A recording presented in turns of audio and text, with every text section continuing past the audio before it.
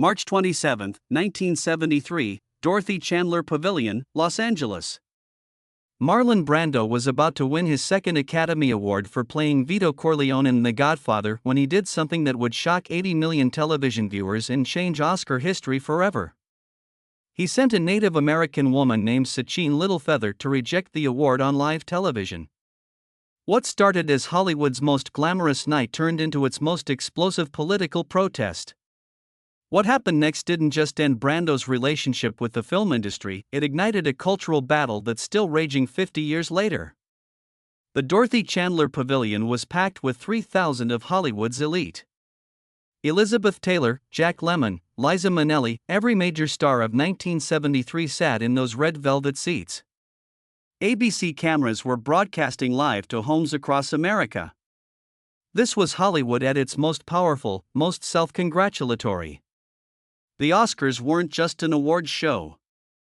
They were a coronation, a ritual where the industry celebrated itself without apology, without politics, without controversy. Marlon Brando wasn't there. He was 30 miles away in his Mulholland Drive mansion, chain-smoking Marlboros in front of his television, watching the ceremony he'd refused to attend. At 48 years old, Brando had already won one Oscar for On the Waterfront in 1955. He'd been nominated twice more and lost. But The Godfather had done something unprecedented. It had made Brando relevant again after years of forgotten films and weight gain in Hollywood whispering that he was washed up, difficult, unemployable. The Academy loved comeback stories. They loved redemption arcs. And Brando, playing Don Corleone with cotton stuffed in his cheeks and his lines scrawled on cue cards, had created one of cinema's most iconic performances. Everyone knew he was going to win. The only question was whether he'd show up to accept it. 3 weeks earlier, Brando had made his decision. He'd been watching news coverage of the Wounded Knee occupation in South Dakota, where members of the American Indian movement had seized the town to protest decades of broken treaties, poverty, and violence against Native Americans. Federal marshals surrounded the area. Gunfire was reported. People were dying over issues that mainstream America barely acknowledged existed. And Brando, watching from his mansion, felt the same rage he'd felt marching with Martin Luther King Jr. in the 1960s, the same fury that had led him to support the Black Panthers, to speak at rallies, to risk his career for causes the industry wanted him to ignore. If he won the Oscar, Brando decided, he would not accept it. He would not smile and give a gracious speech while Native Americans were being killed for demanding basic rights. He would use Hollywood's biggest stage to force America to pay attention. But Brando knew he couldn't do it himself. If he simply didn't show up, the Academy would accept on his behalf and the moment would pass unremarked. He needed someone else. Someone who would make the statement impossible to ignore. He called a young Apache actress and activist named Sacheen Littlefeather. She was 26 years old, passionate about Native rights, and she'd met Brando at an activist meeting months earlier. When Brando explained what he wanted her to do, Sacheen was silent for a long moment. Then she said yes. She understood this would probably end whatever small acting career she'd been building. She knew the hatred that would come. But she also knew that millions of people who'd never heard the words Wounded Knee would hear them if she walked onto that stage. On Oscar night, Sacheen arrived at the Dorothy Chandler Pavilion wearing full Apache ceremonial dress, a buckskin outfit with intricate beadwork, her long black hair in traditional braids, turquoise jewelry catching the lights. Security stopped her at the door. This wasn't appropriate attire for the Oscars, they said. She couldn't go in looking like that. Sacheen smiled politely and didn't move. She had Brando's written statement in her beaded purse and credentials that said she was his official representative. After a tense standoff, they let her through. Inside, she was escorted to a seat near the stage. People stared. In a sea of tuxedos and designer gowns, Sacheen's traditional dress was both beautiful and jarring. She could feel the confusion, the barely concealed hostility. An usher whispered, "You're going to cause a scene, aren't you?" Sacheen kept her face neutral. She was about to do exactly that. Backstage, the Academy leadership was in crisis mode. Rumors had spread that Brando was planning something, though no one knew exactly what. When they learned Sacheen was in the building, they tried to stop what was about to happen. The show's producer approached her. "Miss Littlefeather, if Mr. Brando wins and you go on that stage, you will have 60 seconds. Not a second more. If you speak longer than that, we will have you physically removed and arrest you for trespassing." Sacheen looked at him calmly. I understand.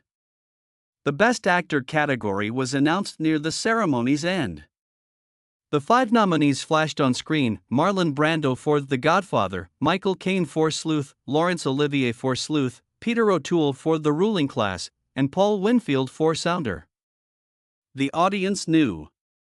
There was really only one choice. Presenters Liv Ullmann and Roger Moore opened the envelope. "The winner is Marlon Brando," Roger Moore announced, his British accent crisp and formal. The audience applauded. Cameras swung toward Brando's empty seat. For a moment, there was confusion. Would no one accept? Then Sacheen Littlefeather stood up. Wearing her buckskin dress and braids, she walked calmly toward the stage. The applause faltered. People stopped clapping. Some gasped. The cameras caught it all, 3,000 faces shifting from celebration to shock to something darker. Sacheen climbed the stage steps. Her hands were shaking but her face was composed. Roger Moore, clearly uncomfortable, tried to hand her the golden Oscar statuette.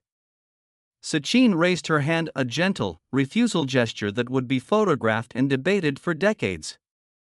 She did not touch the Oscar. She walked to the microphone, and the entire Dorothy Chandler Pavilion went silent. "Hello," Sacheen began, her voice steady despite the trembling in her hands. "My name is Sacheen Littlefeather. I'm Apache and I am president of the National Native American Affirmative Image Committee.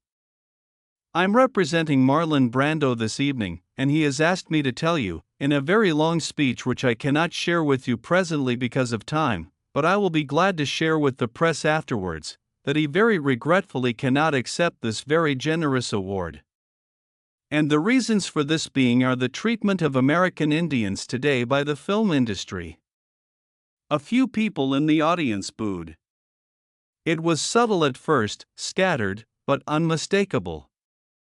Sacheen paused for half a second, then continued. "And on television and movie reruns, and also with recent happenings at Wounded Knee. I beg at this time that I have not intruded upon this evening and that we will, in the future, in our hearts and our understandings, meet with love and generosity. Thank you on behalf of Marlon Brando." She turned and walked off stage. The entire speech had lasted 60 seconds. In the audience, reactions split instantly and visibly. Some applauded, a sparse, defiant clapping from people like Jane Fonda and Francis Ford Coppola. But most sat in stunned silence. And backstage, John Wayne, the ultimate Hollywood cowboy who'd spent decades playing characters who killed Indians on screen, was being physically restrained by 6 security guards. He was trying to rush the stage. He wanted to physically attack Sacheen Littlefeather. "Get her off! Get that woman off!" Wayne was shouting, his face red with rage. Security held him back as Sacheen passed just feet away. She heard him. She kept walking. Later, she would say that moment, walking past John Wayne trying to assault her while security held him back, was when she fully understood the cost of what she'd just done. Roger Moore and Liv Ullmann stood frozen on stage for several seconds before Moore finally said, "I don't know if I should present this award on behalf of all the cowboys shot in John Ford westerns over the years." It was meant as a joke, an attempt to diffuse tension. Some people laughed nervously. But the damage was done. Or the transformation had begun, depending on your perspective. Backstage, Sacheen was immediately surrounded. Reporters shouted questions. Academy officials demanded she leave the premises. But Sacheen had Brando's full statement, a 15-page letter explaining in detail why he was refusing the Oscar. The Academy had forbidden her from reading it on stage, but she'd promised to share it with the press.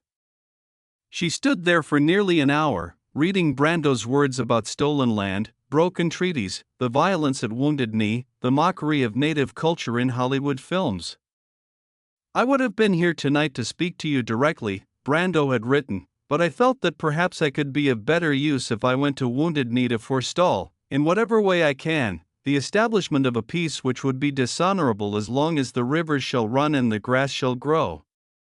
It was eloquent. It was passionate. And mainstream America hated it. Within hours, the switchboards at ABC were flooded with angry calls. Newspapers the next day ran headlines like "Brando insults Hollywood" and "Oscar disgrace." Columnists called it the most disgraceful moment in Academy Awards history. Sacheen Littlefeather received death threats. Someone mailed her a dead fish. Racist letters poured in by the hundreds. But something else happened too. Wounded Knee, which had been a small story buried in newspapers, suddenly became front-page news. People who'd never heard of the American Indian movement were reading about it. Native activists later said Brando's Oscar rejection brought more attention to their cause than anything they'd been able to do on their own. It forced a national conversation that the country had been desperately trying to avoid. At his Mulholland mansion, Brando watched the aftermath on television. He didn't leave his house for days. He just sat in his media room, chain-smoking, occasionally muttering at the screen. Friends who called said he sounded oddly calm, almost peaceful. "I did what I had to do," he told one friend. "Let them hate me for it. I'd been hated before." But there were consequences. Real, lasting consequences. Within weeks, Brando was effectively blacklisted from major Hollywood productions. Studios didn't want to touch him. He'd embarrassed the industry on its biggest night, and the industry had a long memory. For the next 5 years, Brando barely worked. The roles that did come were either desperate low-budget films or foreign productions. The Godfather Part 2 happened without him. He'd priced himself out, but some suspected the Academy's lingering anger played a role. Sacheen Littlefeather's career was destroyed even more completely. She didn't work in Hollywood again for 50 years. She was blacklisted, explicitly and deliberately. When she tried to get small roles, casting directors would recognize her name and refuse to see her. Some told her directly, "You're that girl from the Oscars. We can't hire you." The death threats continued for months. She had to move multiple times. She lived in fear. For John Wayne, the incident haunted him. Friends said he became obsessed with it in his final years. He died in 1979, 6 years after that Oscar night, still angry about what Brando had done. In his final interviews, Wayne called the protest the most disgusting thing I've ever seen in my life. He never understood it. To him, Brando had betrayed Hollywood, the industry that had made him rich and famous. To Brando, he'd simply told the truth. The Oscar statuette itself ended up in a peculiar limbo. The Academy technically awarded it to Brando. The records show Marlon Brando, Best Actor, The Godfather, 1973. But since he refused to accept it, the physical trophy sat in Academy storage for years. In 2023, 50 years after the incident, the Academy still lists it among their unclaimed awards. Brando never wanted it. When he died in 2004, his estate didn't request it. The Oscar exists, but no one claims it. It's both awarded and rejected simultaneously, a permanent contradiction. For decades, the film industry tried to pretend the incident hadn't happened, or that it was just an embarrassing moment best forgotten. But in 2022, something shifted. The Academy of Motion Picture Arts and Sciences officially apologized to Sacheen Littlefeather, not for Brando's protest, but for the way the industry had treated her afterward. The blacklisting, the threats, the 50 years of exile. Sacheen, 75 years old by then, attended a special Academy event where the apology was read. She was frail, dying of breast cancer that would kill her just weeks later. When they finished apologizing, she stood at the podium and spoke briefly. "I never thought I'd live to see the day," she said, her voice shaking but clear. "I forgive you. But I want you to know that Marlon Brando was right. Everything he said that night was true, and it's still true today." She died on October 2, 2022. The Academy's apology had come 49 years too late to save her career, but it came in time for her to hear it. In her final interviews, when asked if she'd do it all again knowing what it would cost, Sacheen never hesitated. "Absolutely," she said. "Some things matter more than a career. Some truths need to be spoken even when the whole world is trying to silence you." That's what Marlon understood. Film historians now include Brando's Oscar rejection in lists of the most significant moments in Academy Awards history, alongside Hattie McDaniel's 1940 Best Supporting Actress win and Adrien Brody's spontaneous kiss with Halle Berry in 2003. But unlike those moments, Brando's rejection wasn't about celebration or scandal. It was about using power, the power of fame, the power of a platform, to force attention onto injustice. Modern actors who engage in political speech at award shows, from Vanessa Redgrave's pro-Palestinian speech in 1978 to Michael Moore's anti-Iraq war rant in 2003 to various Black Lives Matter and Me Too statements in recent years, all trace back to Brando. He proved that the Oscars weren't neutral, that accepting the industry's most prestigious award was itself a political act, and that refusing could be even more powerful than accepting. Film schools teach the moment now. Not as an example of good or bad behavior, but as a case study in the collision between art and activism, between personal conscience and professional obligation. Students watch the clip of Sacheen walking on stage, of the audience's stunned silence, of John Wayne being held back. They debate whether Brando was right to use someone else, a vulnerable young Native woman, to deliver his message, whether he should have faced the backlash himself. There's no consensus. The arguments continue. What's indisputable is the courage it took. Brando was at the absolute peak of his renewed fame. The Godfather had been the highest-grossing film of 1972. He could have walked on that stage, accepted the Oscar, given a gracious speech, and secured another decade of A-list roles. Instead, he walked away from it. He chose principle over profit, moral clarity over career security. And he did it knowing exactly what it would cost. In Brando's 1994 autobiography, Songs My Mother Taught Me, he devoted only 2 paragraphs to the Oscar incident. "I felt I should do something to reaffirm the motion picture industry's obligations to the Indian," he wrote. "It was the least I could do. The least." As if rejecting an Oscar and torpedoing his career was some small, simple gesture. But that was Brando, always downplaying his own actions, always deflecting, always complicated. Today, that Oscar rejection means different things to different people. For Native American activists, it remains a rare moment when Hollywood's biggest stage was used to speak their truth. For the Academy, it's a reminder that their event isn't politically neutral, that every award carries weight beyond the statuette. For actors, it's proof that fame is currency, the question is what you'll buy with it. For Brando, in the end, it may have been his most honest performance.